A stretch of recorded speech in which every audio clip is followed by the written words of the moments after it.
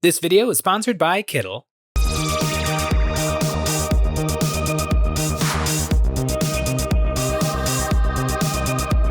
Hey guys, Jay here. Welcome to Models Memories Weekly, episode 139. Models Memories is a show about nothing and is filmed in front of a live studio audience. This is a show where we're talking about painting, modeling, and working experiences from the week. Now you might be thinking to yourself, Jay, you put out 3 YouTube videos a week. Could I possibly have more to say? Well, I do, and here goes. This week, Games Workshop has been furiously teasing Legions Imperialis, bad name, and they came out with the fanciest boy. But first, have you ever wanted to create custom artwork that you could easily get printed? Well, today's sponsor, Kittle, can help you with that. Kittle is a design tool that allows you to edit highly flexible templates that you can use to create merch, business cards, and any graphic you need. A big part of design is iterating through many different ideas to find the best one. If you're looking to create something like a business card or merch, you want to quickly get something that looks great so you can focus on your new business. Like me, I'm starting a sandwich restaurant that only makes BLTs called Hog Wild. Once you're on the main Kittle website, all you have to do is go to New Project. Then you can start looking through all of the amazing templates from simple logos to posters and t-shirts. I found this Gamer Squad template that can be easily turned into the logo. I changed the text, and then I found a pig that I thought would look nice. Next, I changed the outline color to match the purple and deleted Mega Man. All in all, an interesting logo, but not sure if it fits my business. Maybe something more minimalist. I found this really nice bakery template. Once again, it's simple to change the text, find a visual element like this cute pig, and change the project color with one click. Very simple, but let's bring the energy back. On my last iteration, I made this using all the same steps. Now that I'm happy with the logo, I can easily copy it and paste it into a template for business cards. Kittle has this awesome feature that lets you mock up your designs. I can see my business card as an actual business card. Kittle then lets you download the files so you can use them later, but if you're looking for t-shirts, hoodies, mugs, or tote bags, you can use Kittle's print-on-demand features. First, I removed the background and then placed my new Hog Wild logo on the mug, and I can get them ordered. I think 100 will do. Gotta have merch for the grand opening. I'm excited to use Kittle to create more in the future. If you think these features could help you, you can follow the link in the description below and try Kittle and Kittle's print-on-demand features now. Oh, Legions Imperialis. Reading all of the articles about how the game is actually going to function, it actually reads pretty darn good. It seems like it could be a really fun game. It's borrowing a lot of things from games I really like Star Wars Legion and X-Wing, my favorite miniature war game of all time. X-Wing in 2016 was the greatest game ever made. So much fun. Models came pre-painted. I remember playing that game long into the night every single weekend. It was incredible. Legions Imperialis is not gonna do that. Number one, it's very, very, very expensive. And number two, it's $30K. Games Workshop. Why? I would love to do some Warhammer Epic, but not $30K. $30K is Space Marines versus Space Marines. The look of the models, they just kind of look wrong. I'm used to seeing all of these models big and seeing the same exact models small. It doesn't do much for me, and it doesn't inspire a lot of excitement because I already know all the models that are gonna come out. They might do some fun stuff like the drop ships for the Space Marines and a couple of other things that are technically too big to fit into proper games of $30K, but overall we kind of know the roadmap of what's coming, and it's what we already have. If Legions Imperialis was just proper Warhammer 40,000 epic, they could do anything. Orc Mega Gargants, Leagues of Votann land trains, Norn Queens for the Tyranids. There's infinite room to expand this into all sorts of weird and wacky things, but Legions Imperialis, just looking at the beauty shots Games Workshop made of the miniatures, I also don't like that it's so infantry focused and everything is on 40mm or larger bases. I feel like for this style of game, bases are kind of bad. You want as few of them as possible, and you want them nice and small. If the game is meant to be a huge battle in a small scale, I want the miniatures to actually not take up that much room. Most of the vehicles are fine, they're not on bases, but all of these little Space Marines on these 40mm pucks, you're actually talking about a fairly large sized army. I have a Stormcast Eternal army for Age of Sigmar, and they're all on 40mm bases, and they take up an incredible amount of room on the table. They really fill it up. And if every single model is gonna come on a 40mm round base, you're pushing these hockey pucks around the gaming board, and it doesn't feel right. One game I have always had my eye on is Drop Zone Commander. Drop Zone Commander looks so interesting to me, especially because it's not Warhammer 40k, and so every single thing is new.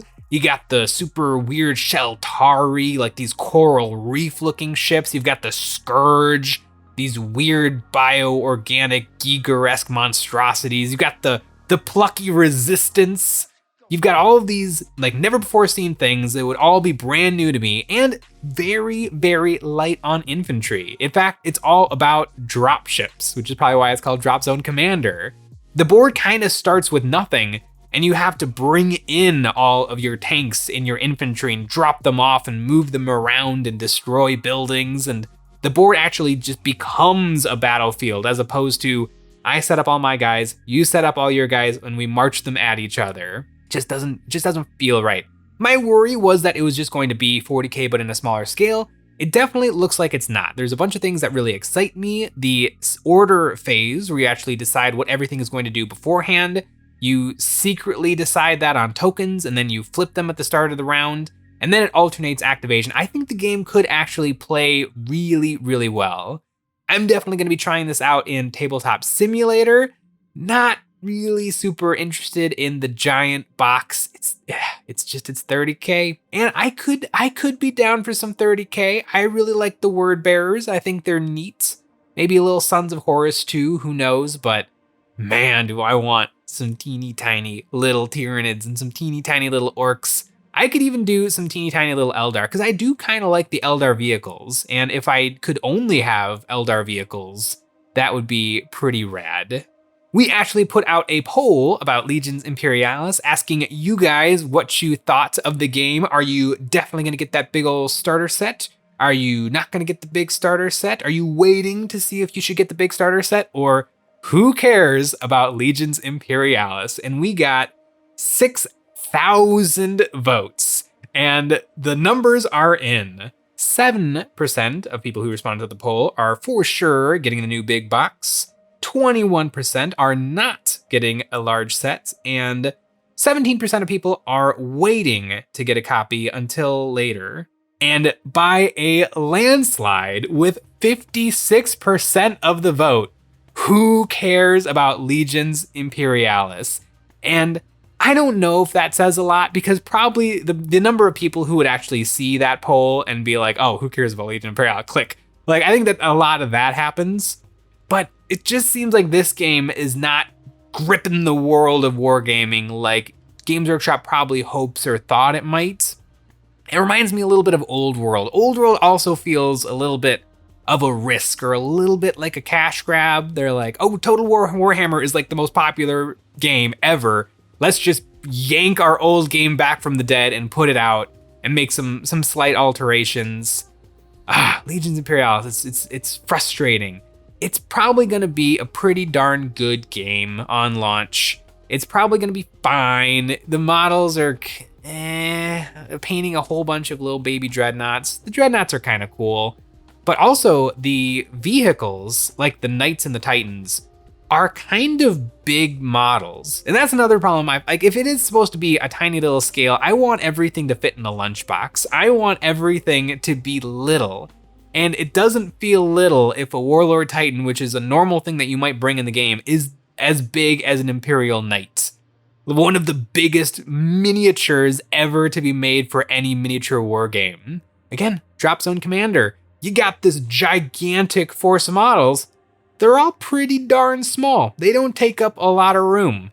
It feels like you're the general of this large scale battle, where Legions Imperialis just feels like a normal miniature war game with these big honkin' Games Workshop miniatures. I don't know. Let me know in the comments below what you think of Legions Imperialis. Also, bad name. Should be like Epic 30k. I mean, I guess it doesn't describe what it is, but does Legions Imperialis really describe what it is? I guess it could be called Teeny Weeny Space Marini. That would be a kind of a fun name. At least it'd be more fun to say over and over and over again, but all I can think of when I look at this game is, Well, my Space Marines are shooting at your Space Marines. Well, my Space Marines are shooting at your Space Marines. Oh, well, then my Space Marines are gonna shoot at your Space Marines. Like, there's just no juice, there's no excitement, there's no variety. I guess there's the Solar Auxilia, which is like the Imperial Guard, but not. But it's not doing much for me. Maybe Games Workshop is gonna really throw a curveball and bring in some of the Titan, or like the chaosy things. Games Workshop, when they brought out the Forge World indexes, they did a weird thing where they rolled all of the chaos stuff into the Legends of the Horus Heresy index, even though they were never really there. I guess back in the day, 30K, when they were getting to like the aftermath of the Horus Heresy, they brought in a lot of the demon engines into the actual rule books for 30K. And it would be a more chaosified faction would be cooler, because 30K very much is the yellow Space Marines are fighting the blue Space Marines, and then the blue Space Marines are fighting the black Space Marines, and then the other color of black Space Marines are fighting the other color of black Space Marines. I don't know, it's not lighting a fire under me, it's not got me super excited, but it is super interesting. I do want to see what happens with this game. Are people going to be painting up the models and putting them on Instagram? There are these tiny little things. It's very, very confusing. Also, Games Workshop is doing textured and sculpted bases, but every single one of these miniatures has like a weird little stand under its feet. So you've got these little circles glued to this really nice sculpted base. It's kind of awkward. I like the sculpted base when they do a really good job with it. Like, Modifius does a really good job with the Fallout miniature war game, where every single character has their own unique sculpted base that's just a little chunk taken out of the Fallout landscape, and so they look really good painted up. But Star Wars Shatterpoint has like 4 bases, and they're fine. They're, a little chunk of scenery and concrete, but I have like 30. I have 30 models, and they're all on one of the same 4 bases. So I might go back and kind of do some changes and rebase those guys when I can find some bases that are the appropriate size, because they're kind of a weird size. They're slightly bigger than 40mm. So I don't know. I don't know about sculpted bases. It also kind of forces you into a certain environment, which can be fine for a game like Fallout, where there really is only one type of environment. But for 30K, you could be trekking across an alien landscape. You could be in a bluish city. You could be in a pinkish city. There could be some variety. A lava Mustafar base could look really cool for some of the Legion stuff. I don't know, but I don't know. This game is just, it's not Jimmy and my jams. It's not flimming my flams. It's not jingling my bells now that we're getting a little closer to Christmas time. It's just not doing much for me. But speaking of things that are jingling my bells, we are starting an EOB newsletter. It is the place to stay up to date on all the goings on at Eons of Battle, and we got some pretty big things in the work. We're also going to be doing some giveaways of miniatures and our STLs over on our Patreon. This month, we are giving away the Space Marine Spearhead Force, which is also kind of a bad name, but it's a really cool box. You can follow the link in the description below to sign up. Last week, I talked all about my problems with the Flesh Eater Courts over at Age of Sigmar, and I still agree with everything I said, but then Games Workshop threw a brand new miniature at me that is perfect. I absolutely love this guy. He is the judge, probably the jury, and the executioner, and he is the fanciest boy. He is phenomenal, so much fun. It's such a genius idea to use intestines to make his big curly judge hair. I love his book. That is clearly a very nice book, and he probably believes that he has scrawled beautiful, eloquent phrases and poems and rules all over it. But if you look at it, it's just blood scrawled all over it. I love his gavel. That's just a couple of skulls nailed together. This miniature, I think, is perfect for what the Flesh Eater Court are. And unfortunately, he is the only one. Nothing else in the faction is like this. I don't know if they could make the rest of the faction feel like this, because you would kind of have to get rid of everything. I mean, the ghouls are just ghouls. There's nothing particularly stately or regal or royal about them. They could probably, if they came out with a new set, they could maybe get there. I feel like the judge and the intestines and for the hair is perfect. Does Games Workshop have way more ideas of cute things to do like that? I don't know. The guy they showed off last week does seem just kind of like a berserker, like a tribally mean berserker guy. There's nothing about him that seems stately or elegant or like he's pretending. Like, it doesn't... The Flesh Eater Court are in a really weird spot. I don't know if they ever should have been pulled out of the vampires proper, because the vampires, they also have skeletons and werewolves, like, built into their faction. So the Flesh Eater Court only have ghouls. And right now, for me, they only have this one model. For me, this one model is the only Flesh Eater Court's model. The Crypt Horrors are kind of cool, but they're also just weird berserker bats. Or ghouly men, because it's a dual kit where you can build both of them. Like, there's just nothing that gives away their lore and their flavor. This is the only guy, and he is absolutely phenomenal. And I also feel like he would work as a vampire. I love his ruff. Like, he has an actual ruff, which leads me to suspect that they might actually be aware that they aren't, like, beautiful aristocrats, because he must have stolen that from somebody. He wasn't sitting at a sewing machine whipping that up, being like, I'm gonna look so nice and polished. He must have stolen that from somebody, so maybe it is just all an act. Like, they're the hyenas from Lion King, that they think that they're awesome, but in reality, they're living in the elephant boneyard and everything sucks. I don't know, the Flesh Eater Court is really weird. I appreciate Games Workshop trying, and hopefully they try some more. But man, right now I'm not touching the Flesh Eater Court unless they come out with some really cool Wendigos or somehow revamp the entire faction to be as great as this guy.